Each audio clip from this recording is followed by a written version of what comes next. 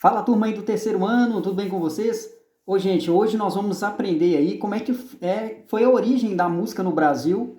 Então tá muito interessante aí a nossa aula de artes. A gente vai estar vendo a parte um, tá, gente? Porque a semana que vem nós vamos ver aí a parte 2. Então vamos ficar bem atentos para que a gente possa aprender como é que a música chegou no Brasil. Vamos lá? A formação da música brasileira, tem aí elementos indígenas, europeus e africanos que foram trazidos pelos colonizadores. Então a gente sabe aí que pelo fator cultural, principalmente aí a vinda aí dos europeus, dos indígenas, dos africanos, fizeram uma grande diferença aí, não só dentro da nossa cultura, mas incorporaram a cultura que já existia até aqui, tá, gente? Então é muito interessante que se a gente for olhar em condições de cultura material e imaterial, foi agregado muita coisa importante, principalmente aí na formação da música no Brasil. Na época do descobrimento, os nativos faziam a música, então quer dizer, os índios já tinham, né, esse lado da música muito presente no dia a dia deles, né, indígenas. Então eles dançavam, cantavam, tocavam chocalhos, flautas e também tambores. Então aí já se tinha até então esses instrumentos que desde aí da época aí do descobrimento já existia no meio dos índios, tá? Então aí já dá para a gente perceber a influência desses instrumentos musicais já presentes aí desde a chegada dos portugueses em 1500.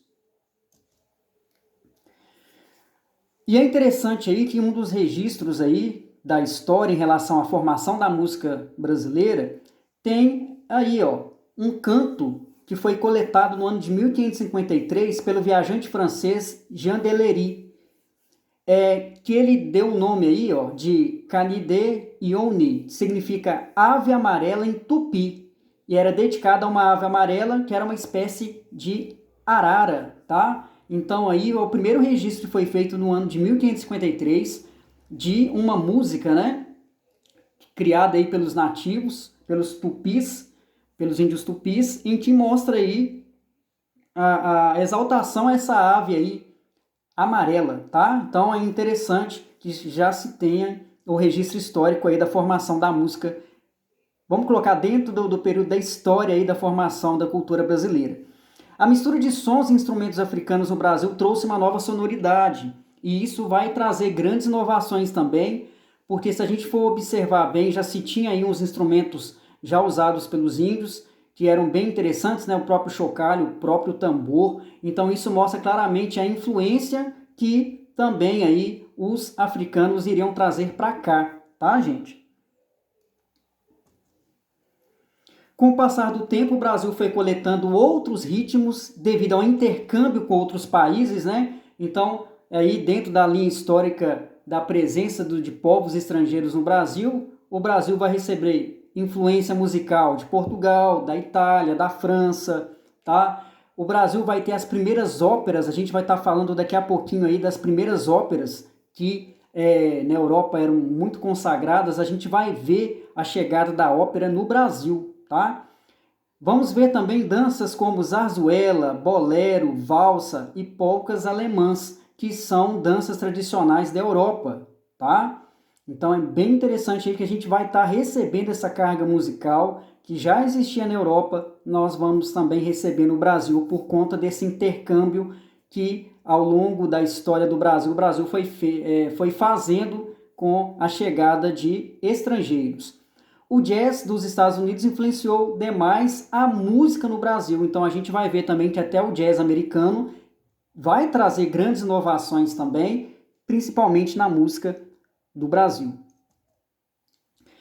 E aí a gente vai ver que essa música ela está presente desde a chegada aí dos jesuítas, tá? Então os jesuítas eles tinham a missão aí de ensinar a cultura europeia para os índios guaranis. Então a gente vai perceber claramente aí que além de ensinar essa cultura do europeu para os nativos que aqui existiam, desde essa época de 1500, dá para a gente perceber também que os jesuítas eles ensinavam a religião católica utilizando a música, utilizando cantos, principalmente aí, né, corais, instrumentos, né, de forma tão rudimentar, mas que eles conseguiam ensinar religião católica para os índios, chegando ao ponto de criar até corais de índios, gente. Então vocês imaginam aí os índios guaranis, eles aprendendo a religião católica utilizando a música, tá? E os jesuítas percebiam que quando eles usavam mais a música, eles convertiam mais rápido os índios guaranis. Então eles vão utilizar a música de uma maneira muito mais forte nessa missão aí de ensinar a cultura do europeu para o índio nativo utilizando a música. Em 1550 existiam os mestres da capela nas catedrais, e é muito interessante que nessa data a gente vai perceber quem eram esses mestres da capela.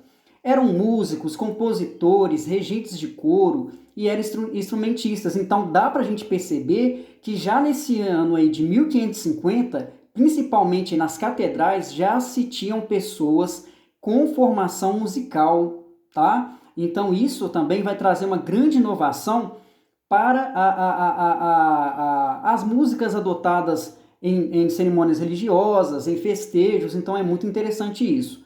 Em 1570, os sacerdotes portugueses já tocavam músicas não sacras e eram formados em cantos gregorianos. Olha que interessante, em 1570, os sacerdotes aí de Portugal já cantavam, não só cantavam, como tocavam músicas que não eram religiosas, tá? Agora o interessante é o seguinte, que esses sacerdotes aí, que eles eram formados em cantos gregorianos. O canto gregoriano é um tipo de música que é muito utilizada muito em igreja, principalmente na Europa, tá? São aqueles cantos que você percebe quando você ouve, você percebe que é um cântico mais voltado para a igreja mesmo, tá? Então é muito interessante esses cantos gregorianos. Antigamente, as missas eram feitas em cantos gregorianos, tá? É um tipo de canto muito bonito que é voltado principalmente aí na formação religiosa. Aí veio aí a música no Brasil Colônia, que vai trazer grandes inovações. Vocês lembram do caso que eu comentei da ópera lá na Europa? Aqui vai começar, no período do Brasil Colônia, vai começar a chegar então essa ópera. Então aí, ó, vai aparecer aqui no Brasil teatros e casas de ópera, tá? Vão começar a surgir porque as atividades musicais no Brasil vão aumentar. A apresentação musical de igrejas e em casas de pessoas ricas vão diminuir porque essa música que antes era só a elite que tinha, ela vai começar a popularizar.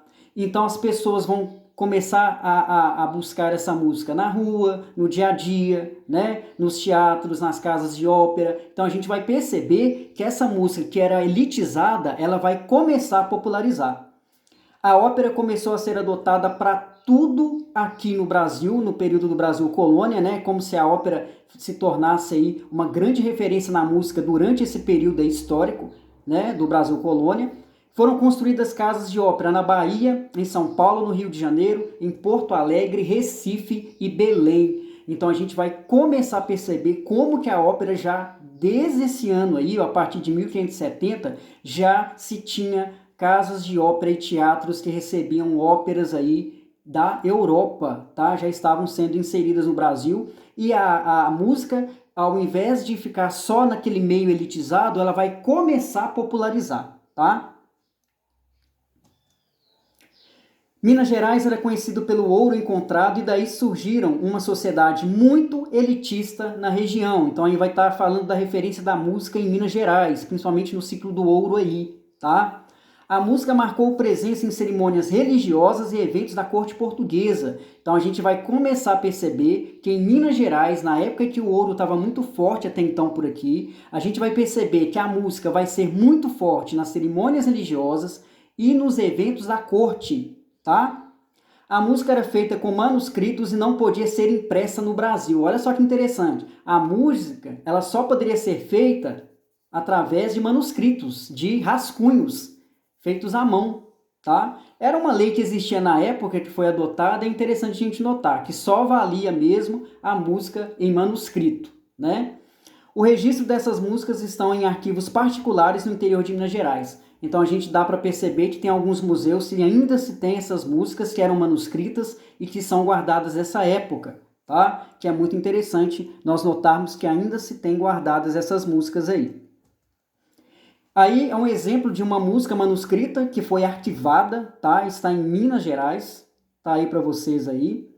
Imagina, gente, essa folhinha aí tem uma representação muito grande na linha da história da música no Brasil. É uma música aí do período do Brasil colônia.